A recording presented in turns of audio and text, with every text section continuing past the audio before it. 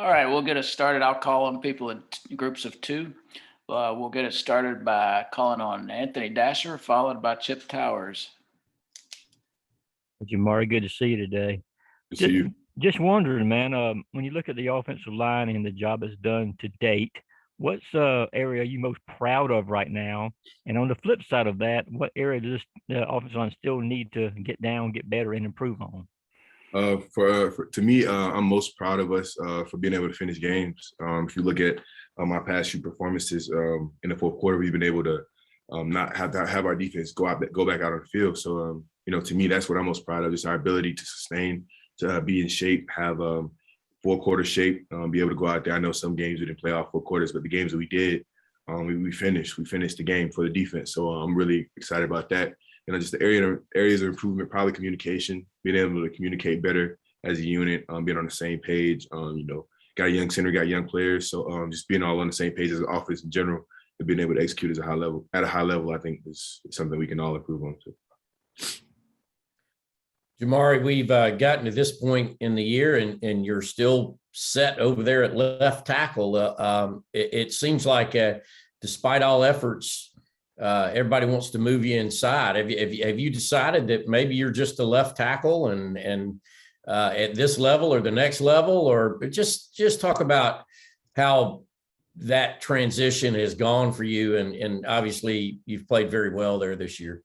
Like I said, I feel comfortable there. I feel comfortable everywhere on the line, honestly, but whatever team needs, team asks me to be a long snapper, I go snap the ball. So if it helped us win, so it doesn't really matter to me. I just want to help us win. I want to win every game we play, and if that has me going at center, guard, tackle, I can play all 5 positions. I feel comfortable all 5, and I repped it all 5 this year. So I'm very comfortable at every position, and I feel like if somebody were to go down, I'd be able to fill in and just help the team win, because that's what matters to me at this point in my career and at this point in the season is winning games. So we don't want to drop any games, and we don't want to drop any games as a result of somebody going down and not having a replacement. So. I leave it up to the coaches where I play. It doesn't really matter to me. I just want to go play and help the team win. Okay, let's go to Connor Riley, followed by Mark Weiser. Hey, Jamaree, I'm sure you have some stories about how you try to block Adam Anderson in practice. What does he do well, and what do you think makes him such a gifted pass rusher? He's a freak athlete. He's a freak athlete. The way he runs at 6'4", 6'5", 230, 240 is kind of freakish. If you look at the spring, we were talking about putting him at maybe star, at his size, and you got talking about a guy like that who can run like a star, So, just that guy, man, he's a freak athlete, and his ability to get out the ball and run, it makes the game a lot easier. I will say that, just going against that talent every day. We got going against good pass rushers every year here now. He's just another that goes along that cloth of good outside linebacker. So he's a beast. He's a freak athlete. He can run. He's powerful. He's explosive. For his size, you wouldn't look at him and think so, but he's explosive. He can run, and he's got high motor. He's got really high motor. So, yeah. Jamaree, do you ever get left tackle reviews from Andrew Thomas? Does he ever see you on TV and break it down? And what about other guys that that went through here that are now in the NFL? Do you ever talk to them about their experiences on that level? I probably talk to Andrew the most out of everybody. I keep in pretty good contact with Saul McKinley. Sorry, talk to Trey Hill every now and then. But Drew, he'll call me, tell me if he feel like I played good. Maybe not every game, but the games that he can catch, I guess for him, he'll call me and say, "Oh, you look good today," or ask me, what happened with this player, why did this happen, or something like that. But yeah, he's not too critical, but he checks in. He's like a big brother to me. So is Saul. So they all check on me and see how I'm doing and just talk about life, not even about football. So, yeah. Let's go to Palmer Tomes, followed by Davis Baker. Yeah, Jamaree, a couple of weeks ago, Coach told us that they felt like you were playing better at left tackle than you were at guard. Did you get a sense of that feeling too, from what you've been working at both positions in practice? I think so too. I can definitely agree with that statement. I think for me, guard is more of a bending position, and I can definitely work on flexibility and stuff like that. But I enjoy playing guard for sure. It's my natural position. It's where I feel the most natural and body wise and strength wise and stuff like that. But I mean, I can agree with that. I think I need reps there to continue to grow as a guard. But I feel like if I need to go and play guard in this game, I could in any game moving forward. So, yeah, I think I can definitely get reps there to become as experienced as I would like to, as the coaches would like for me to, because obviously they hold me to a high standard, being a senior here, being the player, knowing the player that I can be. So, yeah, I definitely would say I'm probably playing better at tackle, but that's not to say I can't go play guard if the team needed me to. Jamaree, did it surprise you how much you guys ran the ball on Saturday? And did you guys need that confidence boost as an offensive line, talking about the run game? Did it surprise us? No. That's what we wanted to do. We wanted to have a physical game, be physical with them. They played it in 3 down front and held their own really good against 2 good Texas teams, a Texas A&M team and a UT team. So, you know, we wanted to, we took that as a challenge, you know, just the 3 down front, and we wanted to go be physical with them, go right at them.